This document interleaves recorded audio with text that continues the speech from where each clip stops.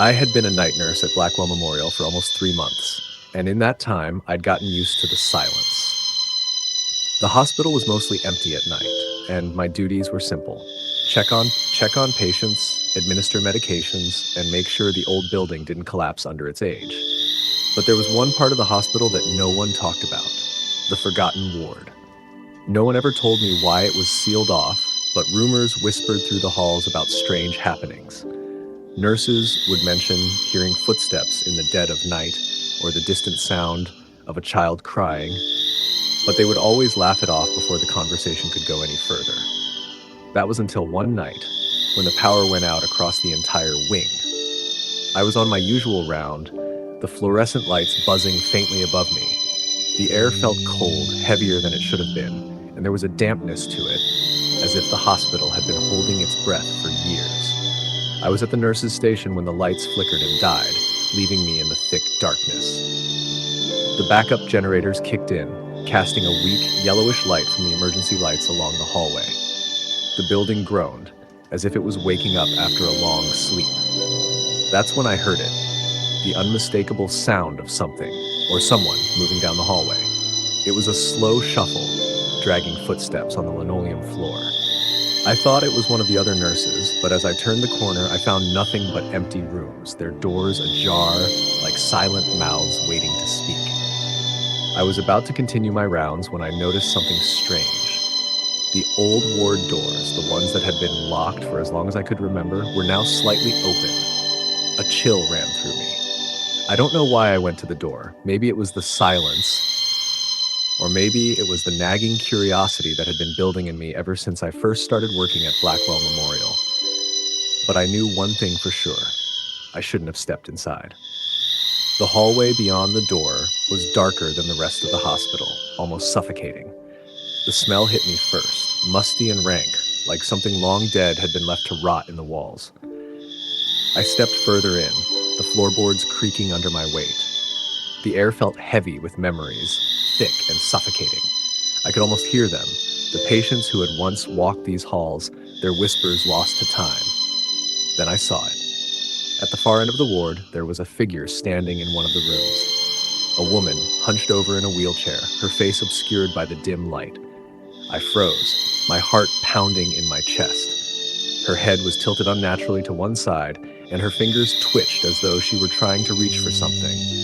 But there was nothing there. "Hello?" I called out, my voice trembling. She didn't move. The air grew colder.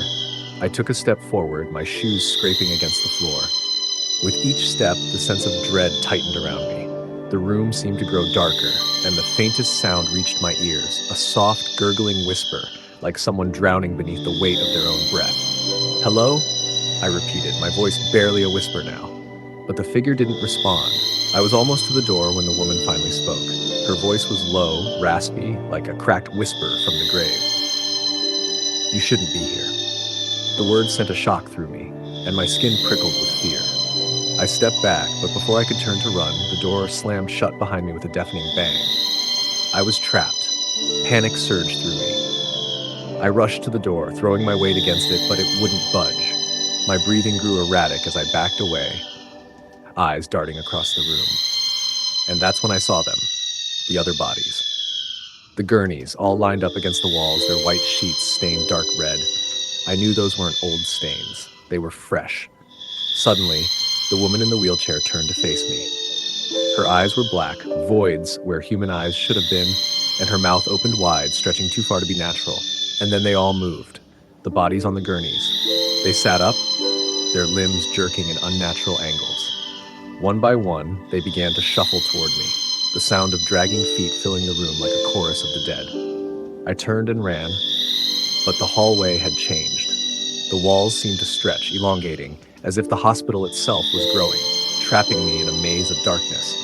The emergency lights flickered overhead, casting long shadows that twisted and writhed like they had a life of their own.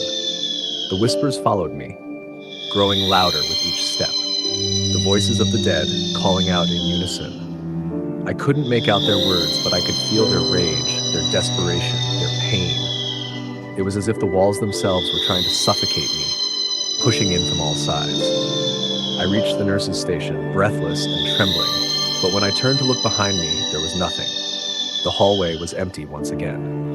But the sense of dread didn't leave. I spent the rest of my shift in a daze, terrified to go near the forgotten ward. By the time morning came, I was too shaken to tell anyone what happened. I don't even know if anyone would have believed me. But that night, I learned the truth.